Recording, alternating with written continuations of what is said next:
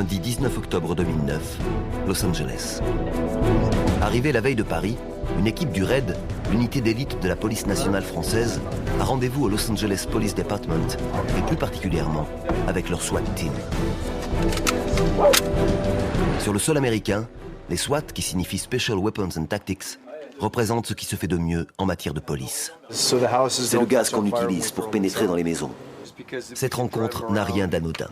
En effet, le RAID est la première équipe étrangère à participer à la plus importante manifestation organisée chaque année pour départager les meilleures unités d'intervention américaines, le Challenge Urban Shield. Cet exercice tactique grandeur nature, orchestré par le comté du shérif d'Alameda, a pour but de tester la détermination et la technicité de 27 équipes. Parmi elles, on retrouve des SWAT venus de tout le territoire américain, ainsi que le prestigieux FBI et bien entendu le RAID. Le but du challenge est simple, être confronté à 25 scénarios de crise extrême pendant 50 heures non-stop.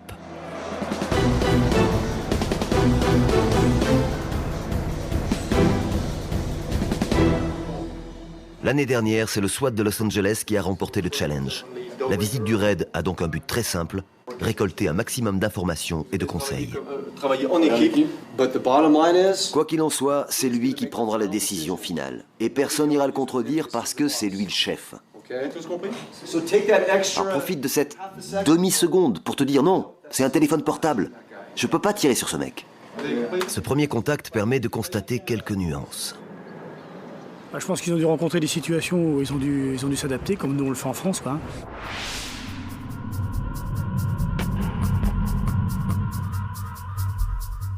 Mais eux, beaucoup plus forcément, hein, parce que ici, l'armement étant en vente libre, ils ont certainement des problèmes que nous on n'a pas rencontrés jusque-là, quoi. Maintenant, là où ils sont impressionnants, c'est au niveau véhicule, quoi. Ils ont des véhicules vraiment adaptés à leur mission et qui sont, c'est vraiment impressionnant, quoi. Après le briefing, il semble évident que pour les autorités américaines, ce challenge permet avant tout de tester la résistance des SWAT sur le long terme.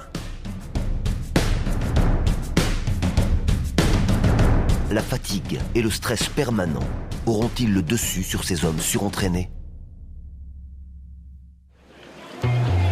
Mardi 20 octobre 2009, Los Angeles. Avant de quitter LA, l'équipe du RAID a un dernier rendez-vous à l'académie de police de la ville pour assister à quelques démonstrations. Ces policiers sont de nouvelles recrues spécialisées dans la recherche d'individus placés sous mandat d'arrêt américain. Show me your hands. I got him. Here they go, man. What's up? Both your hands. Okay, here you go. Use your arms. Go. Doorway. Dès la fin du premier scénario, une réalité s'impose. Les techniques d'intervention françaises et américaines connaissent quelques différences. Donc ici, ils ont un CQB d'entraînement un peu similaire au nôtre.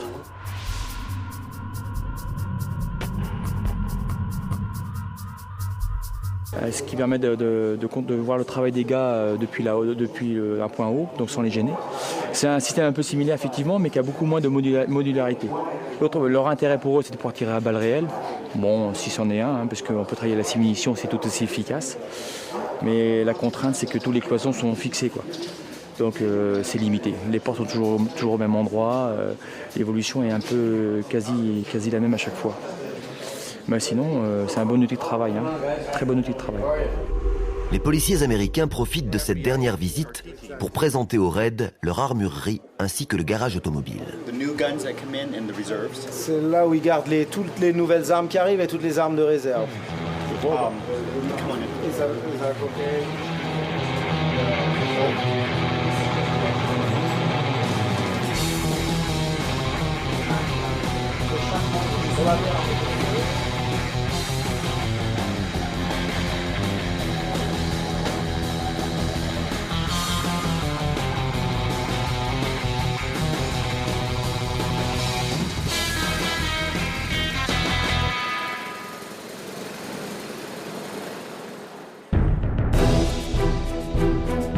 Mercredi 21 octobre 2009. L'équipe du RAID quitte Los Angeles pour se rendre à Oakland. Ils sont rejoints par M. Amaury de Haute-Cloque, commissaire divisionnaire et chef du RAID, ainsi que son adjoint, M. Jean-Pierre Després. Ils ont rendez-vous avec le shérif Ahern, du comté d'Alameda. C'est lui, le grand organisateur de la compétition. C'est l'occasion de faire un dernier point 48 heures avant le challenge. Il faut qu'il y ait un retour réel en sécurité intérieure. Donc ils ont essayé d'identifier vraiment les menaces. Pour eux, aujourd'hui, la menace terroriste, ce sont surtout des attaques sur des points sensibles. Un document est donné à chacun des participants. À l'intérieur, on retrouve la présentation de l'ensemble des équipes, une carte de la baie de San Francisco où vont se dérouler les 25 épreuves et un descriptif de chaque scénario. La réunion se termine. L'équipe doit maintenant s'isoler pour mettre en place une stratégie pour chaque situation. Les scénarios sont inspirés de faits réels qui se sont déroulés à travers le monde. Sur une zone de tir, c'est-à-dire qu'il faut gérer les deux problèmes. Mais le problème majeur, c'est secourir les personnes blessées, parce qu'il y a un carnage en cours. Donc, comment coordonner les secours avec l'intervention? La technique retenue est claire. Le capitaine de l'équipe regroupera l'ensemble des informations et prendra les décisions finales. Les autres postes sont choisis en fonction de la spécialité de chacun. Rien ne sera laissé au hasard. Ainsi, Jimmy s'occupera de la partie technique, Nemo des secours, la hyène du sniping, Alan sera officier de renseignement, Mehmet prendra en charge la négociation, Taz les fractions et enfin Kazmi la tactique et la canine.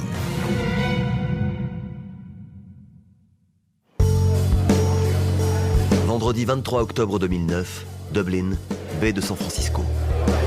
24 heures avant le début des épreuves, toutes les équipes sont réunies pour un grand briefing. Un tour de salle rapide permet de s'apercevoir que ces policiers viennent de tout le territoire américain. La matinée est très chargée. Les organisateurs doivent présenter l'ensemble des mesures à respecter, à savoir les règles de sécurité, les principes d'engagement, les procédures d'intervention en milieu contaminé, la prise en charge des armes et des équipements mobiles, et enfin, le passage au point de contrôle médical. Le briefing se termine par un hommage aux 4 policiers d'Auckland tués quelques semaines auparavant lors d'un simple contrôle routier.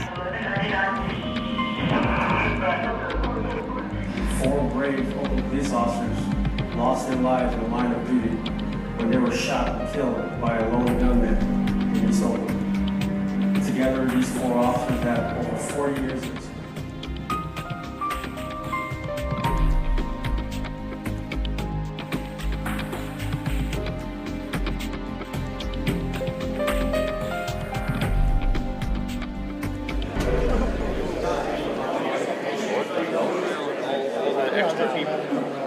On vient de revoir tous ensemble là, les grands points de règlement et notamment les interdictions concernant la sécurité sur les armes.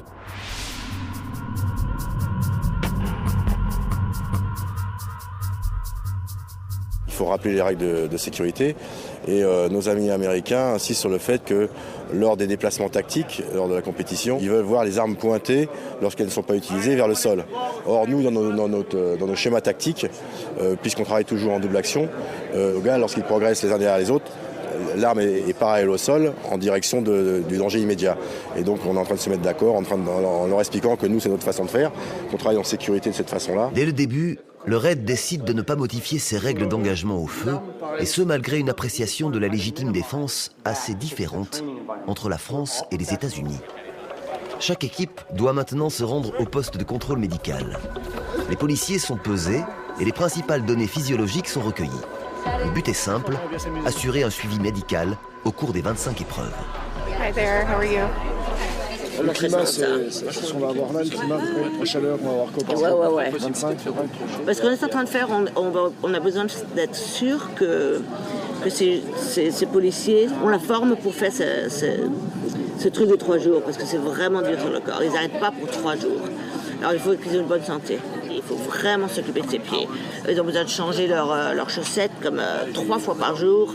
Vraiment les pieds. Et puis boire. 3 points de contrôle sont prévus. Le premier après 15 heures de challenge, le deuxième à la 30e heure, et enfin le troisième après 44 heures.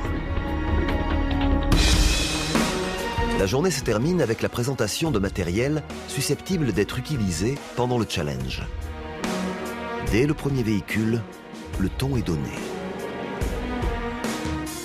Apparemment, c'est un buggy qui sert au sauvetage, ce qu'ils appellent le rescue véhicule.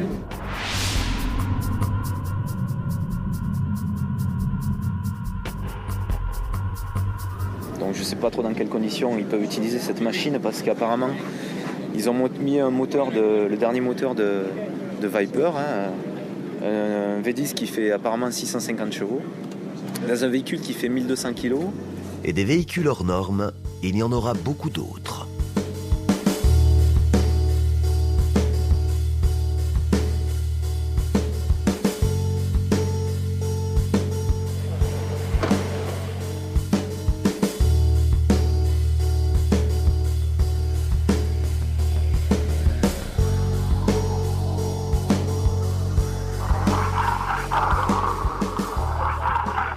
On regarde plutôt les robots qui pourraient nous permettre d'éviter de nous exposer sur un human bomb.